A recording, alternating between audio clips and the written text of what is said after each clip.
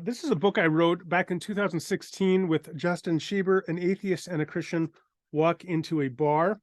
I recommend it if you're interested in irenic debates between Christians and atheists. Chapter 5 is dedicated to the problem of the hostility of the universe. In this chapter, Justin Schieber argues that the fact that the universe is mostly hostile to life provides evidence to support atheism over Christian theism. And I want to offer a quick response in this video to that claim. First of all, I want to take a look at one of my favorite movies of the last 10 years, Gravity from 2013. This is how the film begins. At 600 kilometers above planet Earth, the temperature fluctuates between plus 258 and minus 148 degrees Fahrenheit. There is nothing to carry sound, no air pressure, no oxygen. Life in space is impossible. Gravity.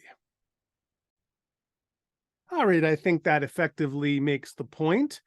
The universe is hostile to life. You don't have to go just to the center of a black hole to find it hostile to life. You need to go just beyond the atmosphere of the Earth, and you are immediately in an environment without any oxygen, bathed in radiation, in which temperatures fluctuate every day by 300 degrees Fahrenheit or to 400 degrees Fahrenheit. That's pretty hostile.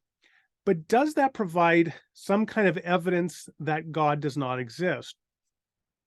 I think what it does provide is evidence that, if anything, that the universe was not created just for human beings.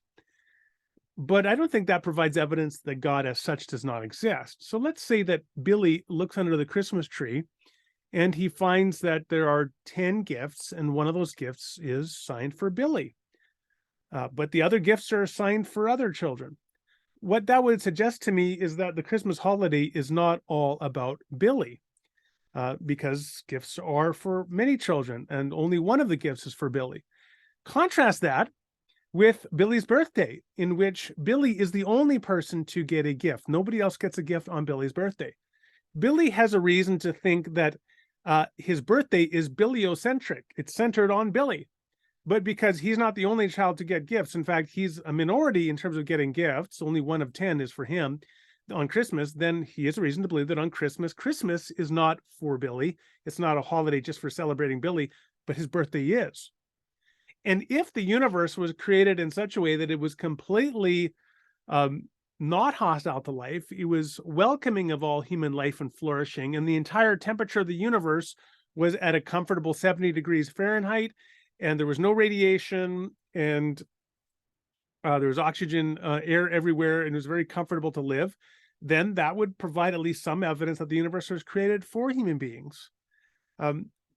But if the universe is only a small, tiny subset of it is like this, is favorable for human beings, then you could say that provides evidence that it was not created for human beings.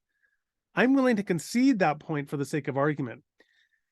The point I would want to say, however, is that theism is not committed to anthropocentrism, or the idea that the human beings are the center of the universe, or that they are the universal standard of value in the universe, or that the universe was created for human beings.